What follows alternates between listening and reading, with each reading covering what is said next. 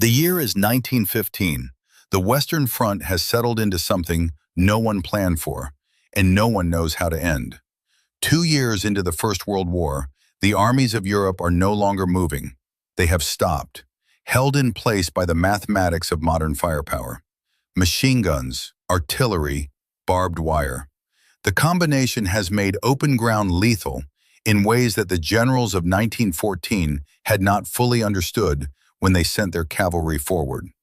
The cavalry is gone now. What remains are trenches, stretching from the Belgian coast all the way south to Switzerland.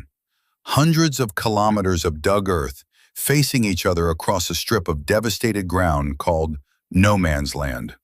And in those trenches, men are living and dying in conditions that belong to a different century than the one they were born into. In the flat farmland of Belgium, near the small town of Messines, the Western Front runs through a particular piece of ground that has become one of the most strategically significant stretches of the entire war, the Messines Ridge. It is not a dramatic feature. By the standards of any mountain range, it is barely a ridge at all. A gentle elevation rising perhaps 60 meters above the surrounding plain. In peacetime, it would be unremarkable. Farmland, villages, the kind of countryside that tourists drove through without stopping. In 1915, those 60 meters meant everything. German forces had occupied the ridge since 1914, and they had used those 18 months well. From the higher ground, German artillery observers could see across the British trenches below. They could direct fire onto positions, supply lines, and troop movements with a clarity that the British, looking up from the lower ground, simply could not match. The ridge gave Germany persistent, reliable observation over a wide section of the front, and observation in the artillery-dominated warfare of the Western Front translated directly into casualties. The British had tried to take the ridge. Frontal assault after frontal assault had been launched and had failed, each one consuming lives without producing any lasting change in the line. The problem was not courage or commitment. The problem was physics. Any force advancing uphill across open ground, in full view of the defenders above, was exposed for the entire duration of the approach. Artillery observers on the ridge called down fire with precision. Machine gun positions on the slope covered the approaches. The attacking force was visible, and in 1915, visible meant vulnerable. General Herbert Plumer, commanding British forces in the sector, looked at the map and saw what everyone else saw. The ridge could not be taken from the front, not in any way that would not cost more than it was worth. What he proposed instead was something that his staff initially received in silence. He would go under it. The British Army, in late 1915, went looking for a specific kind of man. Not the tallest or the strongest, not the best marksman or the most decorated. They were looking for men who had spent their working lives underground, coal miners from the north of England and Wales, clay workers from the Midlands, men who had dug sewers and water mains under the cities, men who understood how earth behaved when you cut into it, when it was wet, when it was dry, when it was stable, and when it was about to move. These men were formed into what the British Army called tunneling companies. There were eventually more than 30 of them, employing tens of thousands of men between them across the Western Front. Their job was to do something that had not been done on this scale in modern warfare: dig under the enemy's lines, place explosives, and blow up the ground the enemy was standing on. At Messines, the plan was specific and enormous. 21 separate tunnel systems, each running from the British lines under no man's land, under the German front trenches, and ending directly beneath the German defensive positions, on and behind the ridge. At the end of each tunnel, a chamber. In each chamber, explosives. When it was time, every chamber would be detonated simultaneously. The engineering challenge began before a single shovel was lifted. The ground beneath the Messines sector was clay, specifically a dense blue clay called Ypres clay that ran in a continuous layer beneath the surface. Clay is workable. Clay holds its shape when you cut into it. Clay does not require the same extensive shoring that more granular soils demand. In these respects, it was favorable.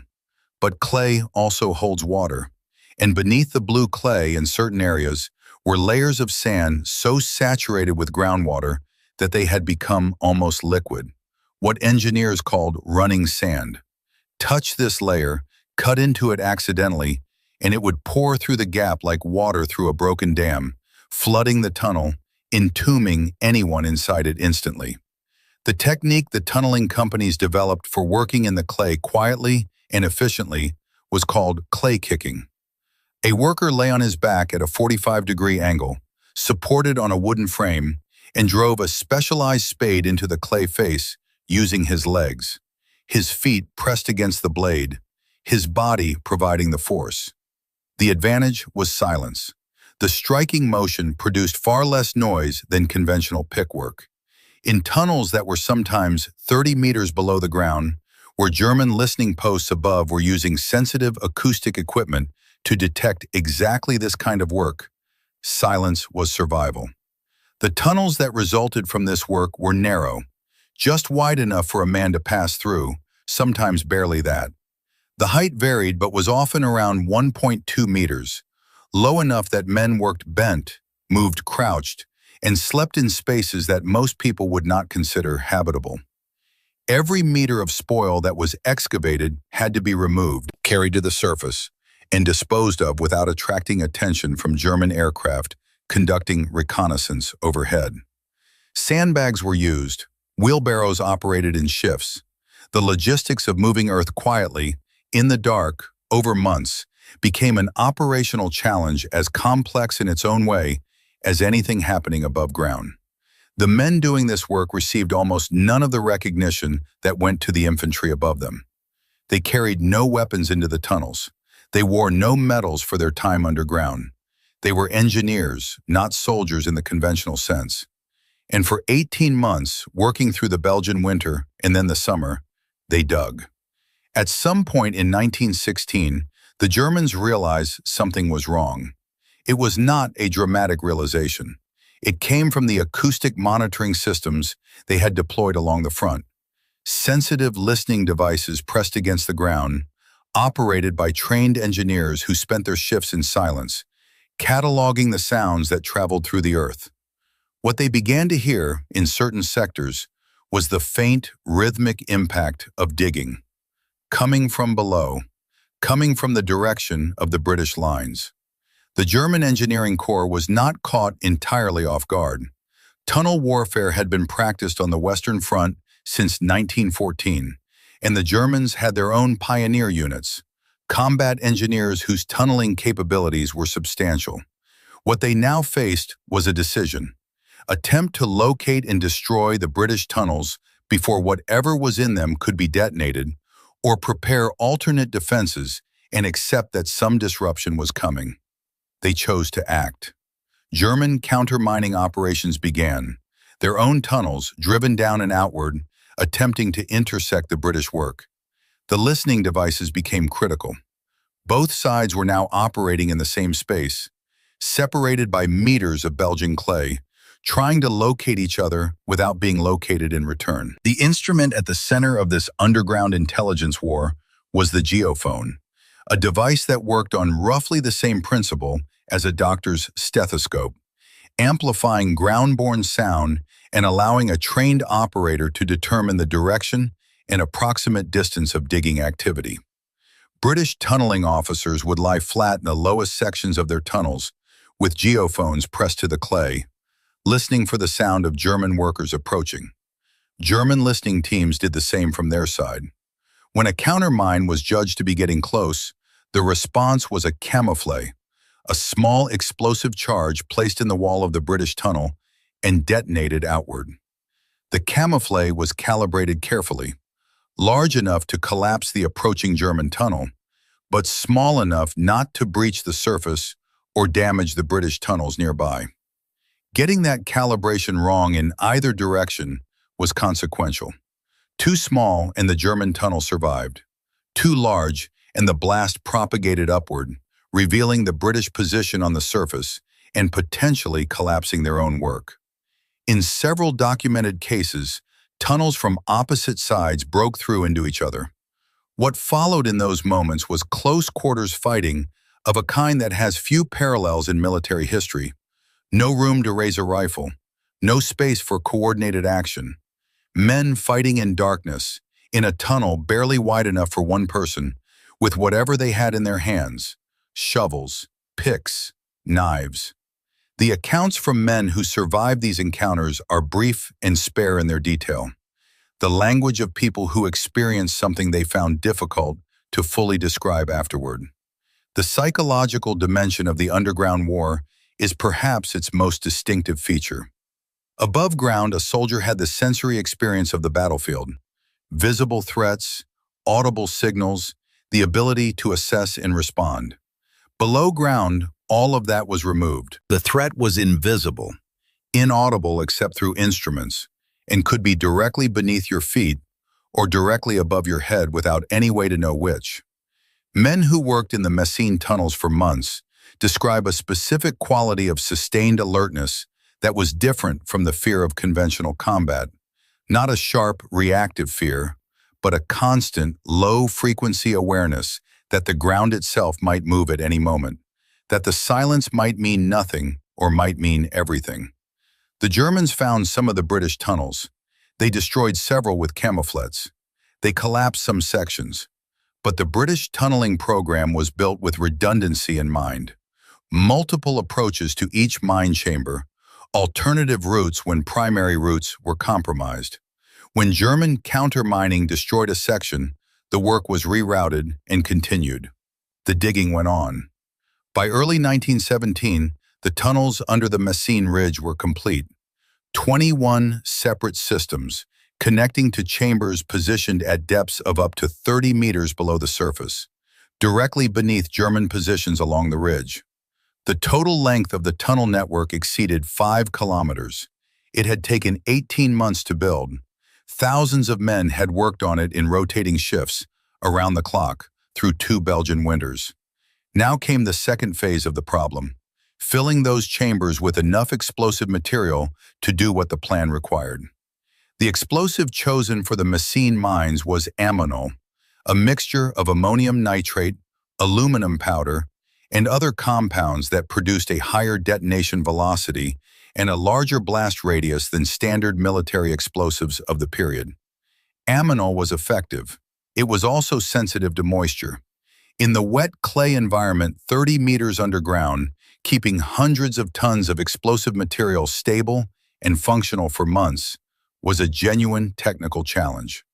The solution was waterproofing. The explosives were packed into purpose-built metal containers, sealed against moisture, and moved through the tunnel systems by hand, carried, passed from man to man in the narrow passages, loaded into the chambers over weeks of carefully managed logistics. The largest single charge, placed in a chamber beneath a German position called Spanbrookmolen, weighed 41 tons. The total across all 21 chambers came to approximately 450 tons. The electrical detonation system required its own engineering. Hundreds of kilometers of wire ran from the individual mine chambers back through the tunnel systems to firing positions well behind the British lines. Each wire had to be protected from the moisture that permeated the clay, checked and rechecked for breaks or damage, and connected to detonators with the precision that the plan required. A single broken wire on detonation day would mean one chamber firing late, or not at all, which could have cascading effects on the timing and coordination of the infantry assault that was to follow immediately after the explosions. The men who laid and maintained these wires worked in the same cramped, dark conditions as the tunnelers. Their tools were basic. Their ability to test the system was limited by the need for absolute silence. Running a full electrical test through hundreds of kilometers of wire in a forward position would have been detectable. The checks that were done were partial, careful, and conducted with the knowledge that the definitive test would be the morning of the attack itself. The question that occupied everyone involved in the final weeks of preparation was simple and unanswerable in advance. After 18 months underground, After the countermining, after the water, after the rats, after everything, would the system work? General Plumer, when asked by a correspondent whether he was confident of making history the following morning, reportedly replied that he was not certain about making history, but he was fairly certain about changing the geography.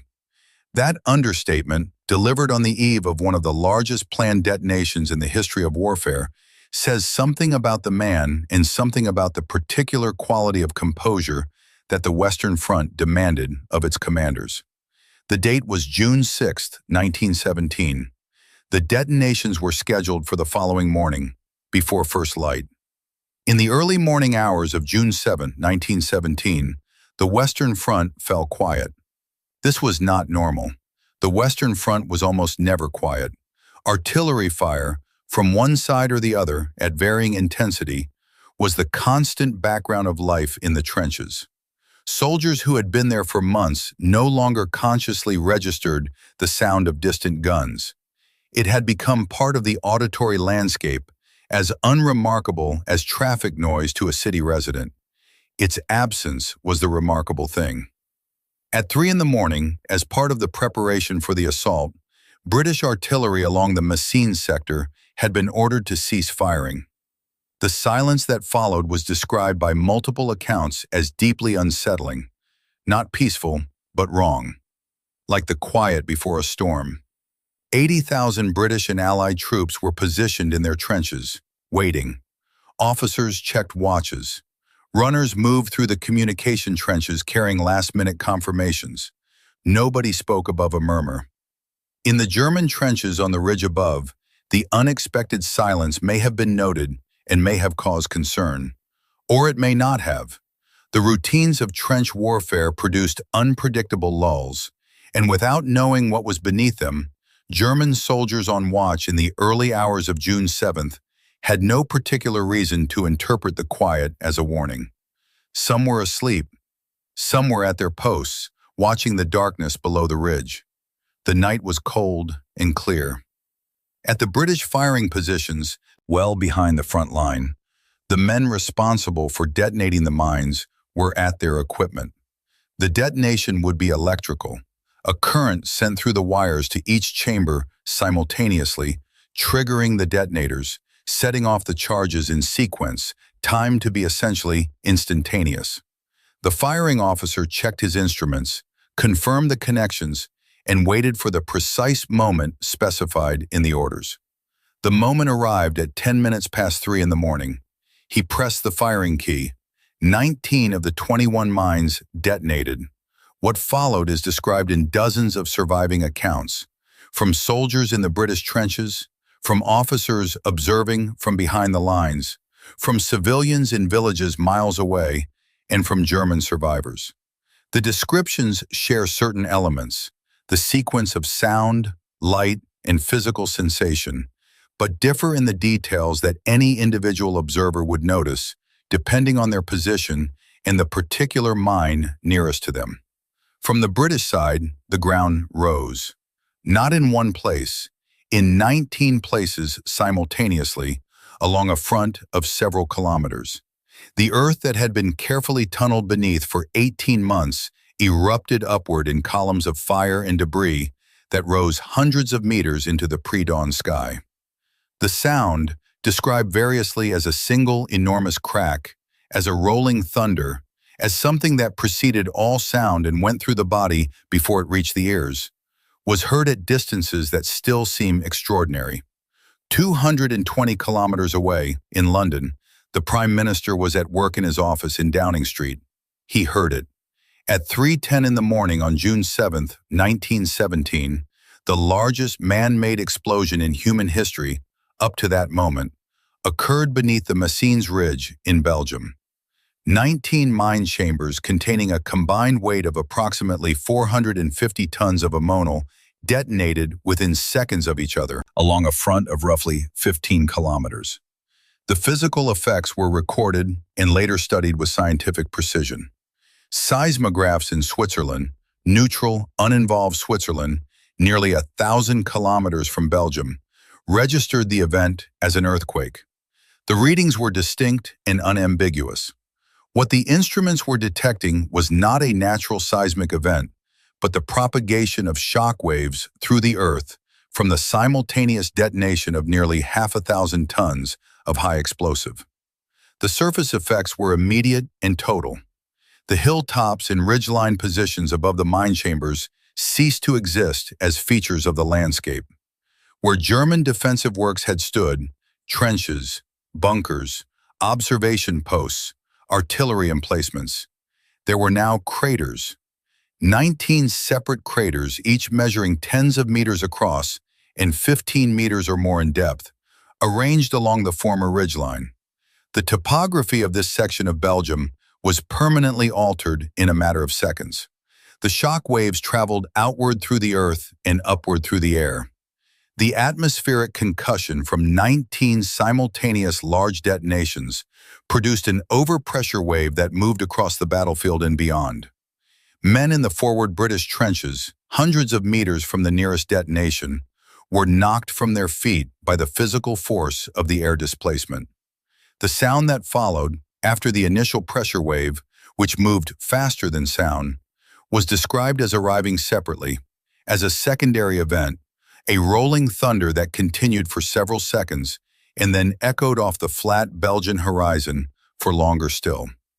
The columns of earth and fire that rose from the detonation points were photographed from observation aircraft. The images showed towering columns of debris ascending into a sky that had been dark moments before, lit from below by 19 fires.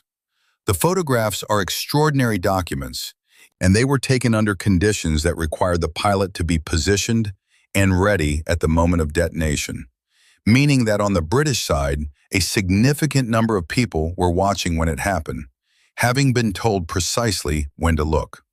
On the German side of the ridge, the experience was entirely different. There was no warning, no preparation. The men positioned on and behind the ridge went from the routines of a night watch to the event in the same instant.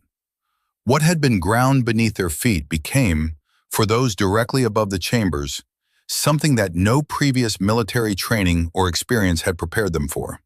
The ridge that had been the foundation of German observation and control over this section of the front for nearly 3 years was gone. Not damaged, gone. The British infantry went over the top 9 seconds after the last explosion. The infantry assault that followed the mine detonations at Messines became one of the most successful operations of the entire Western Front. This is worth stating clearly because the Western Front by 1917 had produced a consistent record of operations that were well-planned, well-resourced, and ultimately unsuccessful in achieving their objectives at any proportionate cost. The Somme, Verdun, Passchendaele, the names had become synonymous with the gap between military intention and military reality in this war. Messines was different in a specific and measurable way. The advance that began at 3:10 on the morning of June 7th achieved its objectives by the end of the first day, objectives that had been assessed before the battle as taking multiple days at minimum. The ridge was taken. The German defensive line along it was broken. The ground that British commanders had been unable to advance across for 2 years was walked over in hours. The reason was what the mines had done to the German garrison above them. Approximately 10,000 German soldiers were in positions directly affected by the 19 detonations. The force of the explosions, transmitted through the ground in shock waves and expressed at the surface in the craters and debris fields, had eliminated a substantial portion of the defensive capacity that had made the ridge so difficult to assault from the front. Positions that had survived years of artillery bombardment were gone in seconds. The hardened infrastructure, the bunkers, the observation posts, the communication lines, was destroyed or buried. Those German soldiers who survived the detonations were dealing with effects that the military medicine of the period classified under various terms, but that we would now recognize primarily as severe concussive trauma. The shock wave from a large explosion, transmitted through the earth and air simultaneously, produces physical effects on the human body, particularly on the brain, the inner ear, and the respiratory system, that are distinct from any conventional wound. Survivors could be physically uninjured in any visible sense, and yet completely unable to function, unable to follow instructions, unable to locate themselves in space or time, unable to respond to a military situation that required immediate action. The British infantry advancing up the ridge encountered, in many sectors, positions that were barely defended.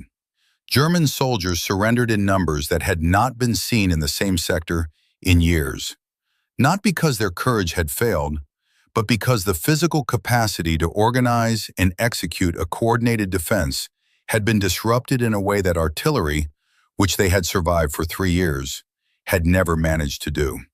The assault reached the ridge crest by mid-morning. By afternoon, positions that had been on the maps as German held since 1914 were marked as captured. The operation that General Plumer had begun planning in late 1915 with an idea about going underground had, 18 months later, produced the clearest British tactical success on the Western Front to that point in the war. It was also, in military terms, a demonstration that would not be repeated at the same scale. The resources required, the time, the men, the explosives, were not available for every contested position on every front. Messines was exceptional partly because the planning had started so early and been maintained so consistently. The same approach, applied elsewhere, would have required the same extraordinary commitment of time and expertise. The crater fields it left behind were, and remain, the most visible physical record of what happened that morning. The craters left by the Messines mines did not disappear. They filled with water. Belgium is flat, and its water table is high. The enormous depressions blasted into the landscape by the mine detonations collected rainwater and groundwater, and over the weeks and months after the battle, they became ponds. Some were eventually drained and returned to agricultural use. Others remained, too large or too deep to easily reclaim, and they persist in the Belgian countryside to this day. Circular bodies of still water, sitting in land that otherwise looks like ordinary farmland, surrounded by hedgerows and fields of grain. The largest of these is called the Pool of Peace.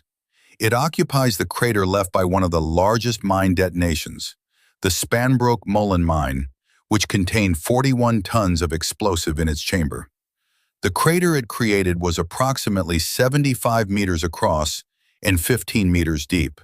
Today, filled with water, shaded by trees that have grown up around its banks in the centuries since, it is a quiet and unremarkable-looking place. The water is clear. Ducks use it. Visitors who find it sometimes sit on the bank for a while before moving on. The ground around it, and around the other surviving craters in the region, still produces what the local farmers call the iron harvest.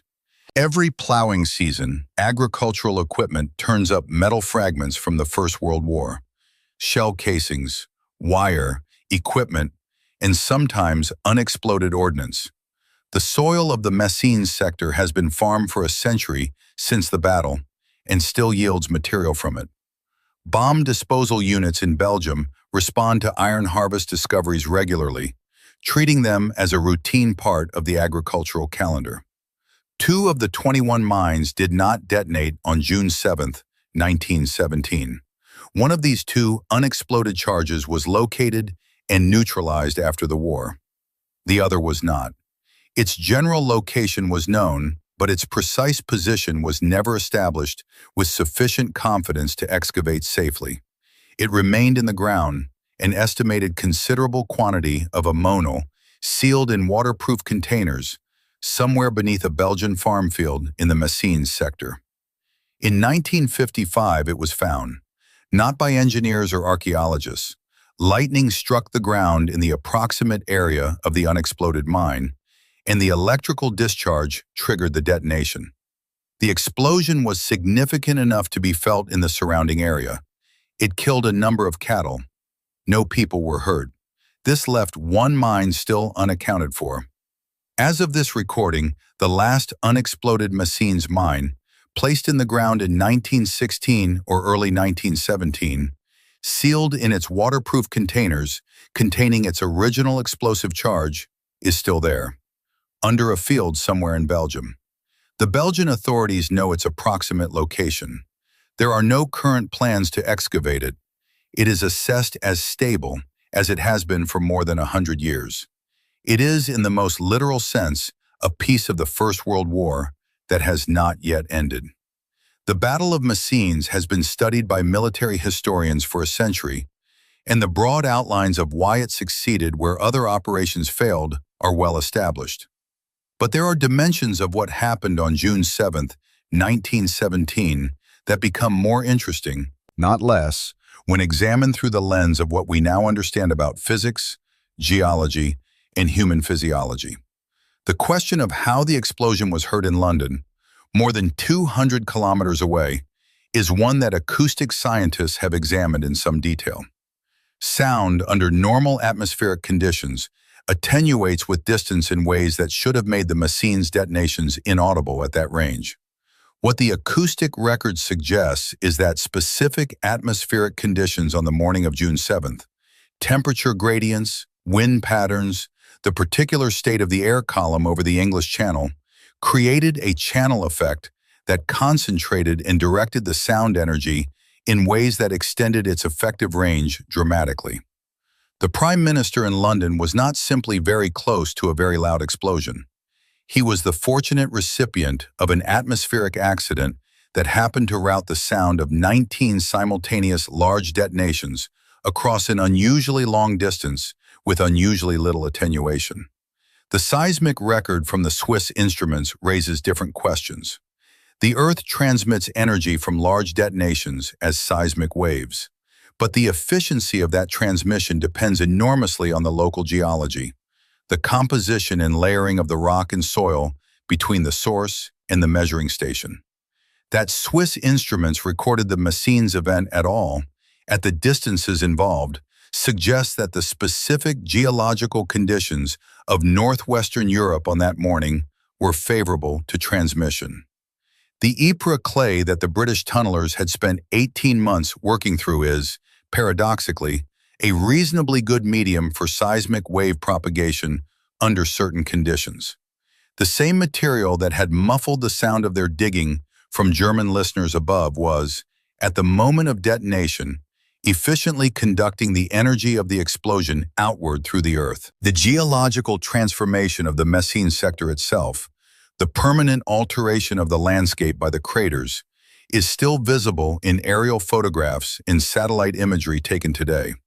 The circular depressions of the surviving ponds stand out clearly against the cultivated fields.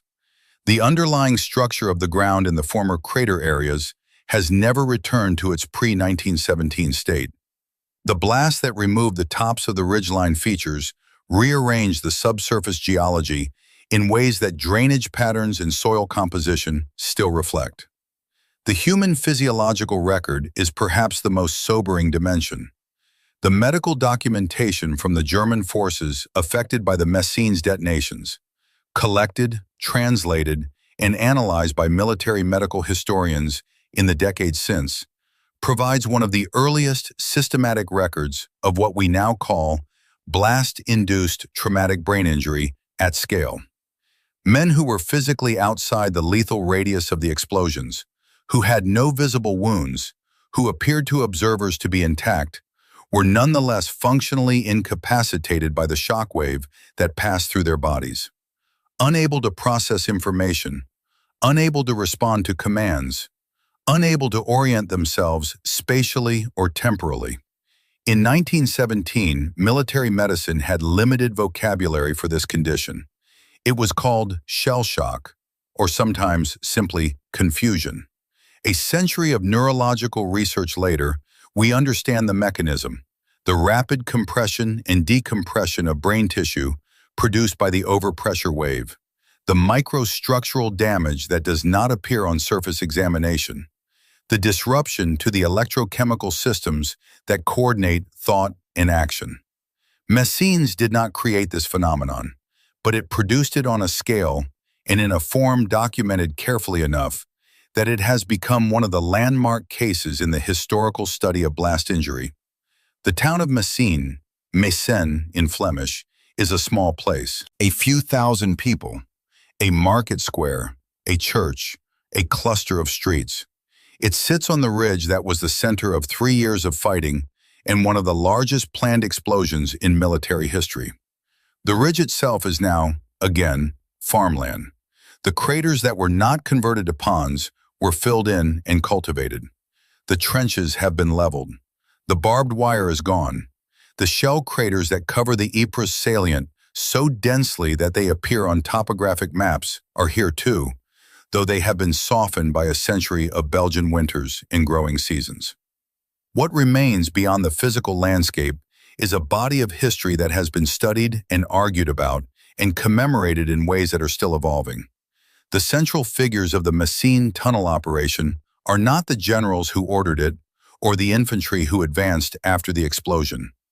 They are the tunneling companies, the miners and clay workers and sewer builders who spent 18 months underground in conditions that were profoundly difficult, doing work that was technically complex, physically demanding, and psychologically isolating in ways that had no precedent in military history. Most of these men received no recognition at the time. They were not infantry, so the normal structures of military valor did not apply to them in the same way. They were not visible during the battle. They were underground, or behind the lines at their firing positions when the fighting above happened. The dramatic photograph of infantry going over the top, which is how most people picture the First World War, has no equivalent image for the tunnelers. Their work happened invisibly, over months, in the dark. The memorial at Messines acknowledges them, as does the Pool of Peace, which was deliberately named as a reference to what the crater, originally a product of enormous destructive force, had become in the decades of peace that followed. The conversion of a mine crater into a place where people sit quietly and look at still water is a piece of deliberate symbolism that seems entirely appropriate for a site where the most consequential work was done in complete silence. The question of what Messines means in the longer history of warfare is one that military theorists have returned to periodically. In the most immediate sense, it demonstrated that the strategic deadlock of the Western Front, which had seemed to many people by 1917 to be permanent, a feature of the landscape as fixed as the ridge itself, was not permanent. It could be broken. The method was indirect, patient, technically demanding, and invisible until the moment of its effect. None of those characteristics were typical of how the war had been fought in the preceding 3 years. The Messines approach was not widely replicated because the conditions that made it possible, 18 months of preparation, a specific geological environment, a commander willing to wait, were not present at most other points on the front. But it entered the permanent record of what is possible when engineering and patience are applied to a military problem that direct force has failed to solve.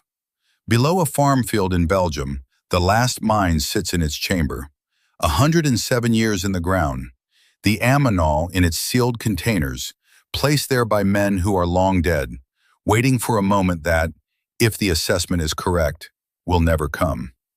Some things are built to last. Not all of them are meant to be used.